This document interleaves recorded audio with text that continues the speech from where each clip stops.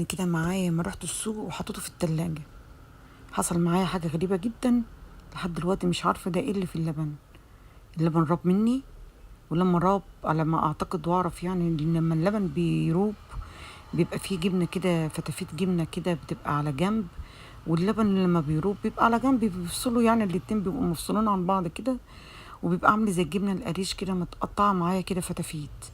لكن أول مرة في حياتي يطلع من اللبن ده جبنة موتزاريلا، دي على ما أعتقد يعني. اللي انتوا شايفينه يا اخواتي وحبيبي، أنا ما كنتش أصور الفيديو ده. كنت بغلي اللبن عشان يعني أعمله فطار لعيالي وكده. كده بص، بعد ما اللبن راب بمد ايدي فيه كده ببص. الله، ده ايه؟ دي حاجة بتمط كده خالص، بص، وطرية جدا. وبتترفع لفوق خالص كده من المطة بتاعتها، مطتها غريبة. وفي نفس الوقت ملمسها ناعم، وأول مرة أغلي اللبن معايا ويحصل معايا كده. قلت لا، ما بدي